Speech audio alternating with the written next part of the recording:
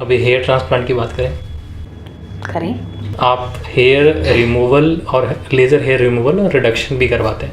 हाँ। रिसेंटली हमने सुनना शुरू किया है, बट एक चीज़ बोलते हैं कि हम जहाँ नेचर के खिलाफ जाते हैं ना, तो नेचर फिर उसको रिटेलिएट भी करता है। नेचर ने अगर हमें हेयर दिए हैं तो उसका कुछ ना कुछ यूज़ रहा होगा, तो हम उसको अभी हटा रहे हैं। तो क्या उसमें एडवर्स इफ़ेक्ट्स भी आपने देखने शुरू किए हैं कुछ? No. We are not removing hair in a person who has to have hair. Okay. For example, there are some conditions where in a girl the hormones are which are producing hair should not be there actually. वो थोड़ा ज़्यादा हो जाता है कभी कभी, तो उसका ट्रीटमेंट होते रहता है। May be polycystic ovarian disease आप सुने होंगे, PCOD वेरी कॉमन नाउअडेज। तो वो सब में थोड़ा हार्मोनल इम्बैलेंस हो जाने के बाद क्या होता है, a girl starts developing facial hair, upper lips में, sideburns, beard. Okay, so एक लड़की को वो नहीं होना था, मगर बिकॉज ऑफ सम इम्बैलेंस हो रहा है, उसका ट्रीटमेंट होता है, मगर this problem does not get remedied immediately. वो सब पेशेंट्स में ही we do what is called laser hair removal. Able to understand? So it is not that we are going against nature. एक तो प्रॉब्लम हो गया नेचर में, and they have a problem which they should not have had. तो उस समय हम laser hair removal is the best way to remove unwanted hair. बाकी बहुत सारा है, वैक्सिंग है, थ्रेडिंग है, एपिलेशन है, electrolysis, so many types, but none of them give the result that a laser hair removal will give. So इसीलिए उसको करा जाता है। लेज़र हेयर रिमूवल का टेक्नोलॉजी क्या है? मतलब एक तो हेयर कहाँ से बॉडी में निकलता है, और फिर लेज़र हेयर रिमूवल उसको कहाँ से रिड्यूस करना शुरू करता है? एप्लीकेशन बेसिकली जो भी हेयर ग्रोइंग फेस में है और ब्लैक अच्छी तरह मेलानिन पिगमेंट के साथ ब्लैक हेयर्स है, वो मेलानिन पिगमेंट वो हेयर फॉलिकल के नीचे वो पिगमेंट होता है। So we the laser basically focuses on that, okay, and it destroys it at its root. Laser का प्रिंसिपल वही है। So it will destroy the hair follicle at that root where that melanin pigment gland is there, so that उसी जगह में वो damage हो जाने से उसके बाद वहाँ से हेयर ग्रोथ नहीं हो सकता, right? So that is the principle of that is why it is maximally effective. बाकी हम जो भी तरीका कर रहे हैं, हम लोग ऊपर से उसको निकाल रहे हैं, मगर वो फॉलिकल इंटैक्ट रहता है, तो बाद में फिर से वहाँ से हेयर ग्रोथ होता है। But a laser will damage it at its root and therefore the hair does not come again. This will occur in all the mature and the growing face hairs. मगर हमारे शरीर में naturally 30% or maybe even 50% in some people hair growth is at a dormant stage. वो सभी follicle से hair नहीं grow करेगा at the same time. तो इसीलिए एक सेक्शन लगाने के बाद 3-4 weeks बाद जो dormant था वहाँ अभी hair growth होगा, उसके लिए we repeat the sessions. And we tell them कि depending on your thickness, your density, you will require this number of sessions. That is the logic. Okay, so that is how laser hair removal is done. We will do it for some sessions. Then maybe we'll ask them to come 6 months में एक बार या 1 year में एक बार, maybe 1 session. और जो ये बाकी कुछ बचा हुआ है उसको निकालने के लिए ज़रूरत हो सकती है. That is how it is done. हमारी बॉडी बोलते हैं हाईली पोरस है, तो क्या इससे हम एडवर्स इफेक्ट्स या कैंसर्स भी देख रहे हैं, क्योंकि लेज़र तो बॉडी की में जा रहा है? No. The penetration of the laser is first of all it is a very a beam which is only depth specific. वो डेप्थ से नीचे हम नहीं जाएंगे। ये रेडियोथेरेपी नहीं है कि वो और भी अंदर जा सकता है, कहीं और डिस्पर्स हो सकता है, वो सब नहीं। So laser तुम्हारा फिजिक्स ही है, it is a collimated beam. It will go only at that depth and it won't scatter. You will understand. So हम लोग अभी we have now been using lasers for more than 50 years I think, and we have not had any instances where laser induced कुछ problem हुआ। Laser induced problem क्या हो सकता है? Maximally pigment डिफिसिट्स होता है। कुछ जगह में हम लोग जो पिगमेंट को हम लोग निकाल रहे हैं उसके चलते हाइपोपिगमेंटेशन से वो जगह थोड़ा सफ़ेद हो जा सकता है, या कोई जगह में स्किन रिएक्ट करके वो थोड़ा और काला हो सकता है, both pigment deficiencies can occur, may be some ऊपर से वो जल जाता है तो सम बर्न इनिशियली थोड़ा burning can occur, which all can be handled with conservative management. But laser से अंदर के बॉडी के अंदर जा ही नहीं पाएगा, so that you have to remember, laser treatment can not penetrate the body, it will only limit itself to where it is applied. अगर आप लेज़र स्किन में, अपर लिप में एक पॉइंट में दे रहे हो, वो जगह में ही जाएगा, उससे ऊपर नहीं, ठीक है। अभी हमने बात की लेज़र से हेयर कैसे रिमूव करते हैं, और एक बहुत टेंशन दे देती है चीज़ कि बाल लगाएं कैसे, उगाएं कैसे। तो एक चीज़ मैंने देखी है कि बाल जो निकलते हैं वो सर से ही निकलते हैं। वाई नॉट बियर्ड से, बोले कि बियर्ड से भी गंजा हो रहा है, तो सर से क्यों गंजा होता है हर कोई? हाँ, ये एक कुछ जगह में मैंने हेयर का ग्रोथ टेंडेंसीज बहुत कुछ हमारा जीन्स के ऊपर डिपेंडेंट है, एंड जीन्स जो जीन्स में लिखा रहता है वो है कि एंड्रोजेनिक एलोपेशिया, दैट इज एक pattern of baldness he is very common in main. वो क्या है, यहाँ पे दोनों साइड, पहले मोस्ट कॉमन इज दोनों साइड से निकलना, that is the most common hair loss, temporal baldness यहाँ साइड है। उसके बाद फ्रंटल, पीछे से हेयर लाइन रिसीड करते ही जाएगा, टेम्पोरल बाल्डनेस, फ्रंटल बाल्डनेस, कभी कभी ही इससे और अंदर जाएगा for most people, okay. But हमेशा ग्रोथ ऑफ द हेयर, एक हेयर का कैरेक्टरिस्टिक है कि जो पीछे वाला बाल है ना वो रहेगा हमेशा एक आदमी में, ओके। सो पीछे वाला हेयर, बियर्ड का हेयर, ये तुम्हारा आईब्रो का hair, all those are more stable to falling, so they don't essentially fall a lot. So even hair transplant में हम लोग पीछे से ही, पेशेंट का ही पीछे से ही बाल लेके आगे पूरा लगाते हैं, बिकॉज वो बाल में निकाल देने के बाद भी वहाँ से फिर से ग्रो होगा, वो बाल झड़ने का चांस बहुत कम है, बहुत कम है, ओके ठीक है। क्योंकि आपने अभी आंसर कर दिया मेरा सेकंड क्वेश्चन, जो यही था कि जब रिजेक्ट कर दिया बॉडी ने हेयर, तो हम इसको लगा रहे हैं, अब लगने के कुछ टाइम बाद दोबारा बॉडी शायद रिजेक्ट कर दे इसको, कर सकता है, कर सकता है। बट हम लोग जो बाल लगा रहे हैं वो झड़ने के लिए रेसिस्टेंट है, isn't it? वो आगे वाला फॉलिकल का बाल नहीं है, यहाँ का फॉलिकल का बाल is prone to shed, but we are taking the hair from a region where it will always be stable. पीछे वाला उसका कैरेक्टरिस्टिक ही वैसा है कि वो स्टेबल रहेगा, तो हम लोग उसको ऊपर लगाने से मोस्ट ऑफ द टाइम्स वो रह जाता है, it does not, it may become thinner but it does not usually shed completely like that. मैं मेडिकल रिसर्च से बहुत ज़्यादा वेल वर्स नहीं हूँ टच में, बट क्या ऐसे जीन एनकोडिंग हम रिसर्चेस कर रहे हैं जिससे हेयर जो लॉस है वो रुक जाए? मुझे पता नहीं एक्चुअली, बट ये प्रॉब्लम के लिए करेंगे क्या करके भी हमको पता नहीं, क्योंकि we are doing a lot of gene coding studies, we are doing that for जानलेवा बीमारी, we are doing that for cancer, we are doing that for congenital deformities, immunodeficiencies, all those things where एक आदमी का ठीक से रहना, ठीक से जीना में अगर फ़र्क पड़ता है, वो सब में हम लोग जीन कोडिंग रिसर्च तो कर ही रहे हैं, मगर just for alopecia, which is in the whole grand scheme of things, that is not something which is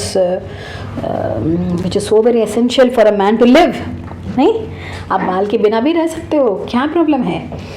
मगर अगर आपका हाइपरटेंशन से आप 30 साल में ही मर जाओगे, तो उसके लिए हम लोगों को इलाज ढूंढना इज़ मोर इम्पॉर्टेंट, तो उसके लिए जीन स्टडीज़ तो we are doing it, so I don't know whether we are doing any gene studies for this.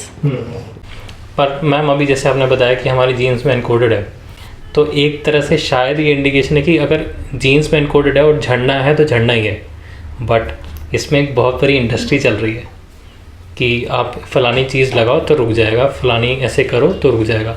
क्या ये एक्चुअल में इफेक्टिव है क्योंकि जीन्स में एनकोडेड ऑलरेडी है? कि हेयर का ग्रो होना सभी समय एक साथ एक जैसा नहीं होता है। कभी कभी उसका एक ग्रोथ फेस होता है, कभी कभी उसका एक inverting phase होता है and all those things. So there are some chemicals which can induce a hair to grow. Okay, so induce a hair to grow. And बहुत समय hair gene के कारण ही नहीं है. Maybe there is a scalp infection. Maybe there is dandruff. इन चीज़ों के चलते बाल चढ़ रहा होगा. So all these are all rectifiable things with chemicals. अगर आप कुछ शैम्पू लगाओ, कुछ जो लोशन है जिसका कुछ केमिकल है उसको लगाओ, या इंड्यूस करने के लिए जो मेडिसिन है उसको लगाओ, तो you will be able to झड़ना कम कर सकते हो। और जो ग्रोथ अगर इन्फेक्शन की वजह से, अगर कुछ स्कैल्प की कंडीशन की वजह से हो, तो उसको रेक्टिफाई करने से तुम्हारा hair growth is going to be okay. So this is how the industry works, but a lot of misconceptions exist. आज भी मैं एफएम में सुन रही थी कि प्याज का जूस लगा लो तो no research, not scientifically proven, ऐसे बोलने that too when big radio channels broadcast some things like that, people tend to give it some, so that is the thing। प्याज का जूस क्यों लगाना है, तो फिर ज़्यादा प्याज खाओ, may be that will be more beneficial in the long run. आजकल तो अनियन इंड्यूस्ड ऑयल्स, शैम्पूज वगैरह भी लोग मार्केट कर रहे हैं, बट एक चीज़ लोग प्रोपोगेट करते हैं कि अगर कोई पैक चीज़ है, आजकल बोलते हैं बहुत ऑर्गेनिक है, फिर बोलते हैं फर्टिलाइज़र ये अपना पेस्टिसाइड्स फ्री है या प्रिजर्वेटिव फ्री है। बट अकॉर्डिंग टू मी कि अगर आप कोई चीज़ पैक करो और लंबे समय तक टिक रही है, वो शेल्फ लाइफ है और ऑर्गेनिक है, कुछ तो प्रिजर्वेशन होना चाहिए। तो ये अनियन भी कभी कभी लगता है ओरिजिनल अनियन नहीं है, वो कुछ artificial. I don't know, no comments. हम एक प्रोग्राम चलाते हैं आनंद लोक में कॉल्ड स्माइल ट्रेन, आप उसके बारे में जानते हैं? नहीं। अच्छा, ये आप प्लीज़ ब्रॉडकास्ट कीजिए बिकॉज जो भी आप बाकी एडिट करोगे I don't know, but then mainly हम आनंद लोक हॉस्पिटल में एक प्रोग्राम चला रहे हैं फॉर द लास्ट 17 ईयर्स। उसका नाम है स्माइल ट्रेन। तो हम उसका प्रोजेक्ट डायरेक्टर हैं ये रीजन के लिए, ओके। एंड उसमें हम क्या करते हैं, जो बच्चे जन्म से ही तालू और होठ कटा हुआ पैदा होते हैं, okay, which is a very common birth defect. 1 घंटे में 3 बच्चे इंडिया में पैदा होते हैं, 1 घंटे में 3 बच्चे पैदा होते हैं जिनका होठ और तालू कटा हुआ रहता है। तालू मतलब पैलेट अंदर। तो यूजुअली वो सब बच्चे गरीब घराने के ही होते हैं। वो बच्चों का हम लोग फ्री में ऑपरेशन करते हैं। For the last 17 years we are doing it. It is an ongoing program. कभी भी वो बंद नहीं हुआ है अभी। इट इज़ नॉट पीरियडिक, कोई बाहर से आ रहा है, कोई इमीडिएटली मंथ में एक बार कुछ कर रहे हैं, वैसे नहीं। It's an ongoing program. कभी भी बच्चे को लेके आप आओगे, आपको बोला जाएगा कि ये ऐसे ऐसे खिलाना है बच्चे को, क्योंकि वो सब बच्चों में खाना खाने में मुश्किल होता है, बहुत सारा इन्फेक्शन हो जाता है, अच्छी तरह थ्राइव नहीं करते, पनपते नहीं हैं। तो उन लोगों को अगर हम एटलीस्ट बच्चा का अबाउट 5-6 kg वेट होने से ही मैं ऑपरेट कर सकती हूँ। तो वहाँ 5-6 kg I try to ask them to bring it within 6 months। 6 months में अगर मैं होठ को ऑपरेशन कर दूँ, 1 साल में अगर मैं तालू को ऑपरेशन कर दूँ, मोस्ट ऑफ द टाइम्स बच्चा नॉर्मल हो जाता है। उसके बाद उसका कुछ प्रॉब्लम नहीं, बात करने में प्रॉब्लम नहीं होता है, देखने में सुंदर लगता है, normal development of the face होता है। तो we try to do it like this. And ये बिल्कुल फ्री होगा। मेडिसिन के लिए bed charge, hospital charge, doctor consultation, surgery, blood test, none of them is going to cost the person any money. ये ऐसे भी होता है कि जब आप बहुत पॉवर्टी के लाइन के नीचे हो और आने भी आप लोगों के लिए प्रॉब्लम है, तो आप अगर बच्चे को ले आओगे, हम लोग उसके लिए भी पैसा देते हैं ट्रैवल ग्रांट करके। और बच्चे को खिलाने के लिए आपके पास सुविधा नहीं है तो हम लोग महीने महीने का खाना भी देते हैं. वी गिव देम राइस, दाल, सब्जी, अंडा. We teach them how to prepare this and we give it. So this is the program called Smile Train, which is an ongoing program in Anandalok Multi Speciality Hospital. तो अगर आप अभी हमारा actually government से ही हमारे hospital में भेज दे रहे हैं, right from Dakshin Dinajpur to Darjeeling to Alipurduar to Dinhata, सभी जगह में जो बच्चे पैदा होते हैं गवर्नमेंट अस्पताल में, तो उन लोगों को हमारे अस्पताल में वही RBS के थ्रू आ जाता है. बट ये मुझको बोलना, बिकॉज बहुत सारे लोगों को ये जानकारी नहीं है और सिलीगुड़ी में ही जानकारी नहीं है कि ये एक ऑनगोइंग प्रोग्राम चल ही रहा है करके. सो ये प्रोग्राम का फ़ायदा लेना चाहिए. तो इसके लिए कोई अपॉइंटमेंट लेना है या किसी को आना है तो वो कैसे करें? ऑनलाइन?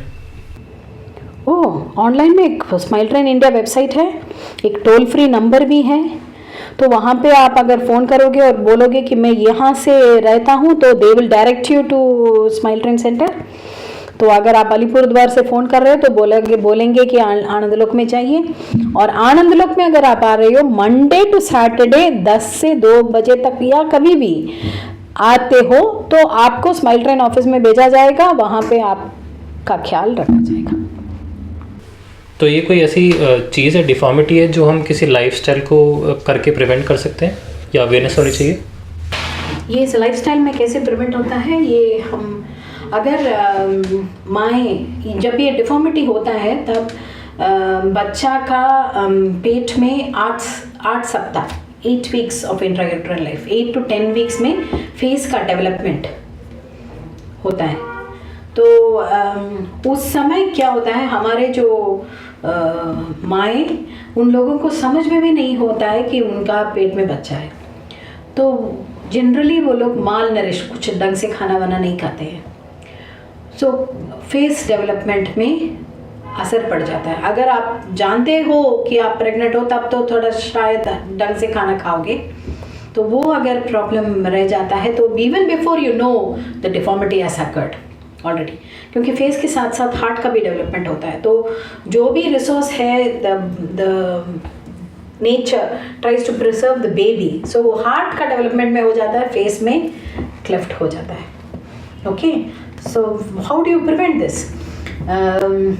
एक लड़की का एक उम्र होने से ही, मे बी 15-16 साल होने से ही हम लोगों को न्यूट्रिशन के ऊपर ध्यान देना है. हमारा गवर्नमेंट स्कीम्स में ही we should see that the nutrition for a young girl is much better than what it is today. One and more specific for clefts is folic acid.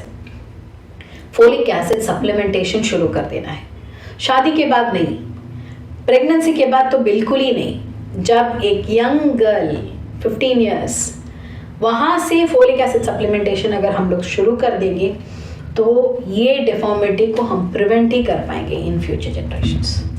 What are the natural sources of folic acid? Basically, good nutrition. Okay. Good nutrition, lot of green vegetables. But the way we prepare our food itself, most of the times the nutrients are destroyed. तो उस हिसाब से additional supplementation होने से ही it will be useful. सो वो दे देना ही होगा.